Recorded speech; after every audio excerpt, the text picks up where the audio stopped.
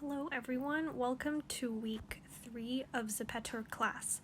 My name is Mentor Val and this is the 7th lesson on customizing a pose. After we're able to draw clothes, draw hair, and do more beginner basics such as lighting and shading, we can now move on to making our own original pose using the materials that ZEPETO gives us. What I like to do is a process called Frankensteining, and I know what you're thinking. That is so weird. It sounds so weird. What is that? Frankensteining is the process of mashing up different elements or different parts of ZEPETO poses together. So I'll definitely show you how to do that by using an album cover as my reference. Just for the sake of time, I'm going to pick out 3 out of 5 poses from this album cover, and then I will recreate all of these 3. I will be using these 3 poses as my basis and I'll manipulate them later.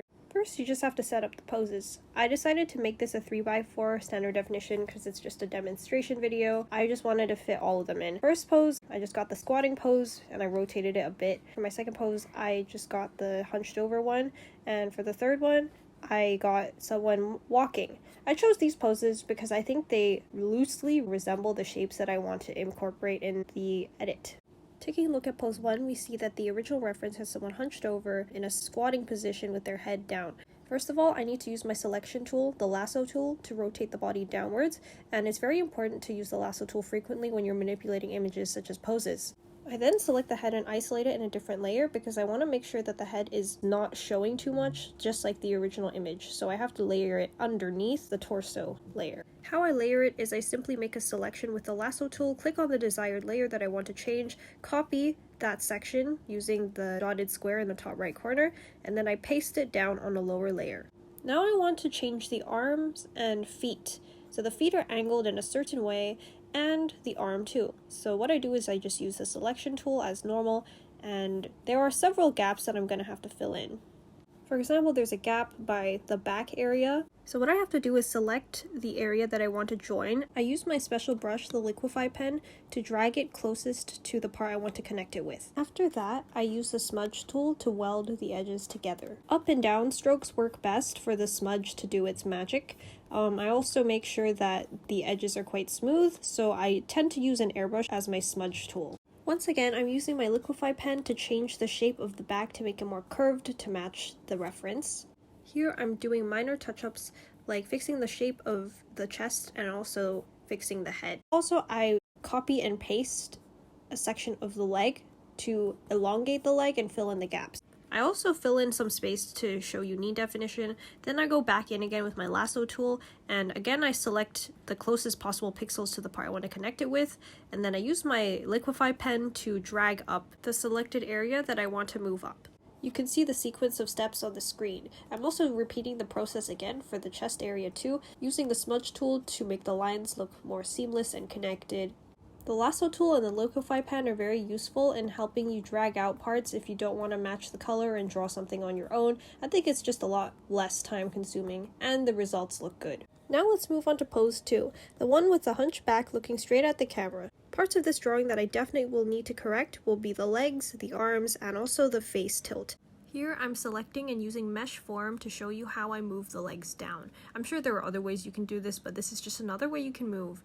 Here's a very important tip for Frankensteining. You should find poses where the torso is the most similar to your reference, because finding arms, a correct head position, and legs are easy in comparison. I see Frankensteining as a jigsaw puzzle of sorts. So for the arms, I just select them and I also rotate them downwards. Then I create a layer underneath the outer arm, and then I copy and paste for her second arm. I'm also using my jigsaw crafty skills to notice that the part of her arm that's sticking out can also be rotated to look like a hunched back. And of course you can smooth it out later, but that definitely helped with forming the shape super fast and easy without me needing to draw anything. Then after that, I have to slightly modify the curvature of her back, but not too much of an issue there.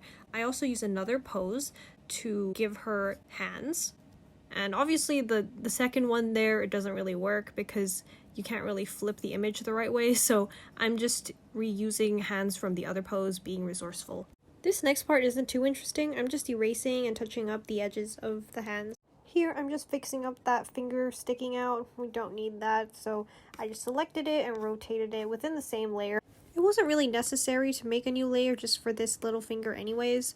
Usually I just make a new layer if something is definitely behind or in front of another. After I'm happy with this hand shape, I changed the arm position a little bit just by erasing and moving. When something is definitely behind another, it's important to move it to another layer, which is what I did, and so that's why moving and erasing is so easy when I do pose customizing. Being resourceful is super important. Rather than going back on Zepeto to find a pose with straight legs, I just look at the pose next to me and copy the leg, and then I just paste it twice. Now I'm adjusting her foot behind. What I do is I select it using the lasso tool, then I transform scale it by rotating it. After that, I stretch it down with my perspective form to make it look longer, just like the reference picture. I finally fix up the legs by erasing the parts that stick out and smudging the hard lines. I'm blending it to look like one leg, which is obviously what you should do for any pose on your base avatar layer. For the head, this is the pose that I'm going to be using. I will be rotating the head because I want to perfectly match up my reference. So the reference has a photo of a person looking straight at the camera 3/4 horizontally. So what I have to do is mimic that by erasing the body that comes with the new layer of this head, and then erasing the head of the original pose 2 underneath it. I ensure that the head is well positioned and blended in with the rest of the pose 2. Okay, let's move on to pose number 3 now. So number 3, I made sure that the torso was the same or as similar as I could get it. Afterwards, I just tilt the head, select it, rotate it. Also fix up the arm by moving it back a bit to look like the character is walking in motion. Then I also have to change up their left arm. So I just get an old pose and only use that arm.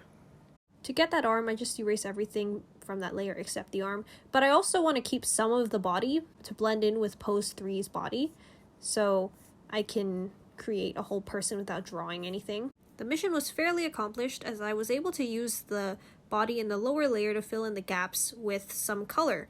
Now I'm going to merge that layer down with the parts of the body that I used to fill in these gaps, and then I use the smudge tool like normal and just blend everything. Also, I'm going to use some white and light blues to define the edges of this avatar. This skin color has a lot of whites and light blues to show the edges of body parts. I'm doing the same thing as my pose 2, where I just go back and fix up the finger by rotating it. For all of these edges on a skin color layer or your base layer, you always want to use an airbrush because it's soft and can blend super easily. With that, I'm now done with creating 3 customized poses using different parts from random Zepeto poses. I sincerely hope that this video was helpful to you guys and that you're able to transfer these skills onto creating your own original poses. Thank you and see you next time.